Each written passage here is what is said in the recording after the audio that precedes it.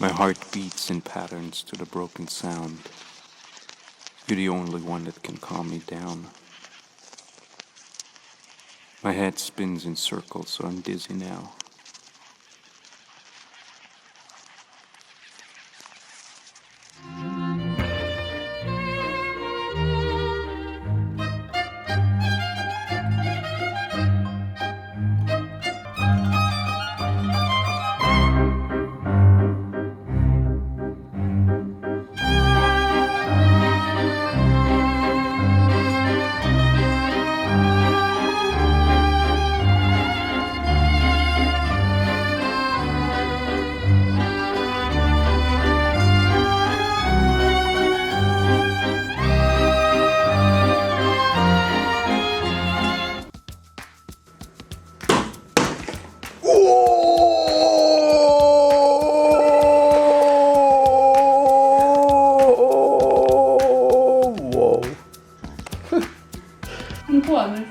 Meil ei ole tavalisi mängukaarte. Fuck. Me lähme linna Annabeliga. Mul tegelikult läheb suht hästi, aga ma olen põhimõtteliselt käinud tööl ja siis Pinksi mängimas seal baaris. Ja mul on vahepeal mõned sõbradud külas, aga ma ei ole filminud midagi. Ehk siis welcome back. Me lähme 2 nädala pärast ka reisile Annabeliga, ehk siis tuleb mingi päris video. To approach those of his ideal. The change would be very subtle. It might take 10 years or so. Gradually his face would change its shape. More hook nose, wider, thinner lips. Me oleme siin botaanikaaias on ju ja ma leidsin kõige kurjema taime üldse. Ta tekitab must nagu kõhus paha tunne, et nagu ta on siit terav.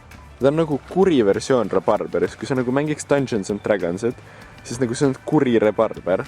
Ja vaata siia alla. See on nagu täiesti okkaline vars.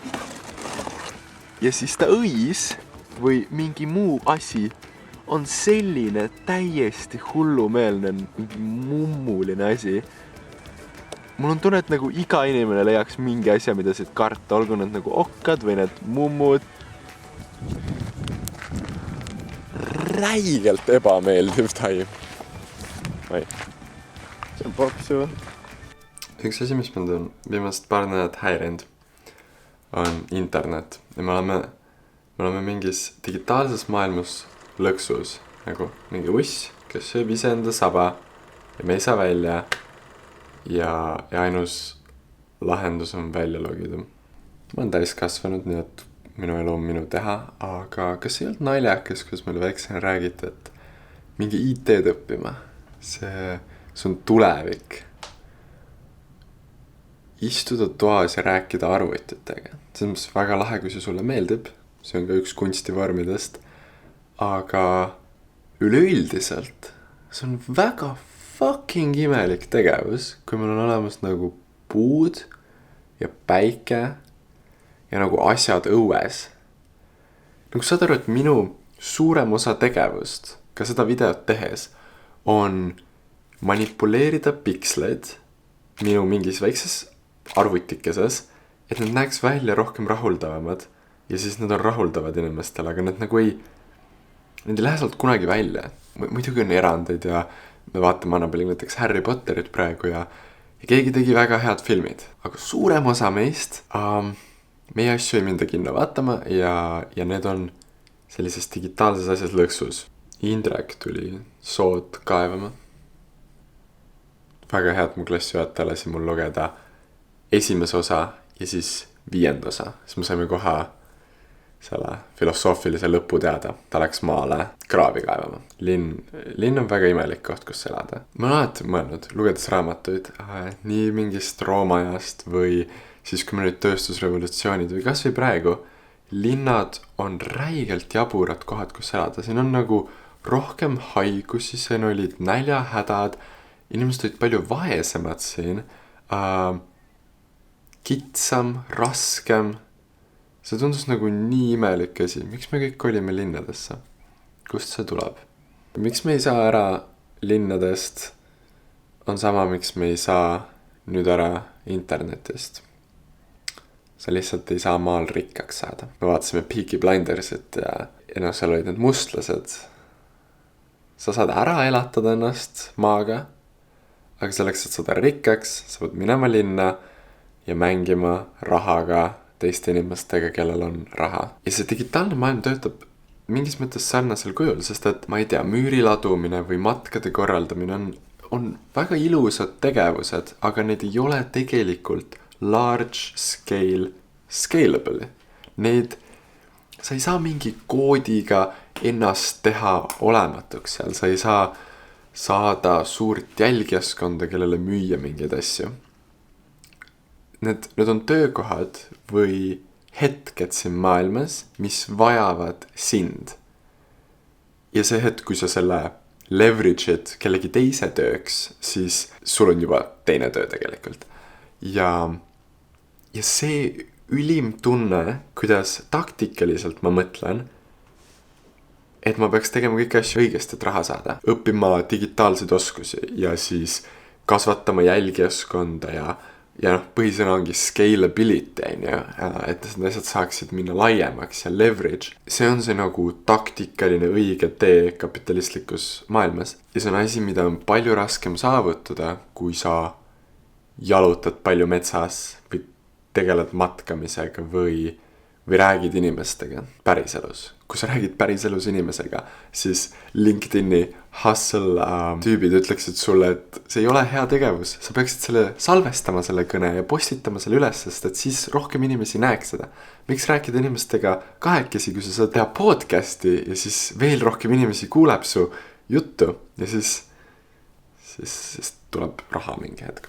Ja umbes selline mõtlemine võib-olla natuke eksitaski mind ja selle tõttu ma ei ole alati võib-olla kõige julgemalt käinud oma hobide järel ja olen vahepeal kaldunud kõrvale sellest. Aga see ei ole loogiline olla siin toas ega selle kaamera sees. See õhk on juba vale, nagu kui sa hingad. See on umbne. Sest ma panin akna kinni, sest ma tahtsin salvestada. Aga ikkagi, see on veits umbne.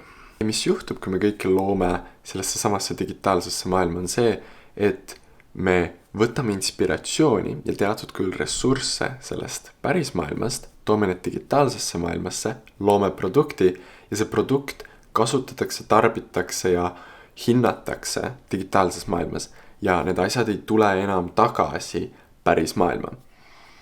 Nad tulevad ja meie maailma ehitatakse üheks suuremaks ja õue tehakse uusi mänguväljakuid ja asjad eksisteerivad õues, aga mitte üldse nende täieslikul potentsiaalil, sest et kui sa vaatad inimesi enda ümber, peaaegu mitte keegi neist ei loo päris maailma. Ehk siis me praegu toimime ühiskonnana, millegi pärast me toimime, aga tegelikult väga väheste inimeste õlul. Vähemalt siin arenenud ühiskonnas praegu, kui sa mõtled nagu oma sõprade peale. Võib-olla see on lihtsalt 20-ndates inimesed, aga minu arust ka nüüd juba 30-ndates inimesed. Su sõbranna on turunduses töötab, siis teine haldab sotsiaalmeediat, siis on fotograaf, videograafid, siis paar tüüpi õpib IT-d. Minu arust see on läbivaade sellest maailmast suht suurel kujul. Ja see tähendab seda, et meil tegelikult meie päris maailm jääb vaesemaks. Miks on igav õue minna, on sellepärast, et seal ei ole mitte kedagi ja seal ei ole ka mitte midagi. Need mänguväljakuid lihtsalt ei looda juurde. Kui kõik inimesed, kes kuradi CGI teevad Marveli filmidele, oleks hakanud leiutajateks. Kõigel, mis ma räägin, on alati teine külg, aga see on lihtsalt üks emotsioon ja ma tahan, et te kogeksite seda. Kui iga see fucking CGI tüüp oleks hakanud leiutajaks ja ehitanud oma kuradi leiutisi siia õue, kui lõbus meil kõigil oleks õues olla. Kui palju absurdseid hobisid, tegevusi siin maailmas on, mida me saame teha. Nagu, kui sul on oma rancho, hobused on räigelt huvitavad loomad tõenäoliselt. Sa saad mängida polo või seda asja ka pulkadega nendega ja ratsutada ja ma ei tea, mida tüdrukud nendega teevad, aga siin on lihtsalt nii palju asju ja millegipärast me ei interakti nendega. Ja kui mõni meist interaktib, kui mõni meist läheb õue, siis nad teevad esteetilise pildi nendest. Inimesed, me oleme rulaparkide juures käinud, inimesed teevad rulatatest pilte selle asemel, et õppida ise rulaga sõitma. Kas te olete nagu Igatahes see probleem on selles, et ma tahaksin veeta umbes 8-9 tundi päevas õues. Mul on tunne, et see on midagi, mis on umbes õige. Aga ma lihtsalt ei saa aru, kuidas see tagaks mulle normaalse finantsilise tuleviku.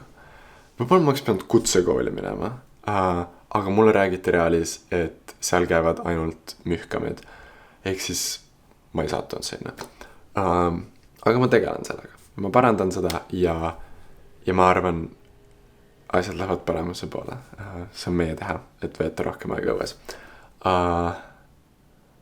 Aga jaa, üks lause, mis ma panin kirja mingi aasta aega tagasi ja millele ma tihti naeran, kui ma selle vastupidiselt käitun, on, et do the things that don't scale.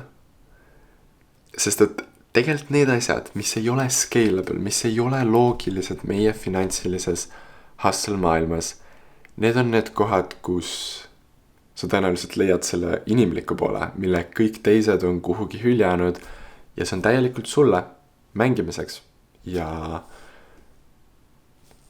tundub suht hea koht. Nii palju tänasest videost. Näeme järgmises videos.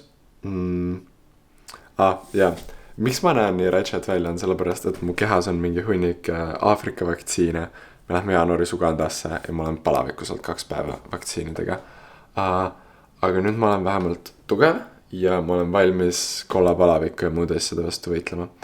Also, ma olen täpselt see meem mingit koroonaaegsetest nendest kodukontori asjadest, kus inimestel ei ole pükse jalas, kui nad töötavad. Ja mul on punased bokserid ja ma ei ole riidesse ennast 2 päeva pänd. Nii et sellepärast võtke mõõtu with grain of salt. Ciao. She the devil, she a bad little bitch, she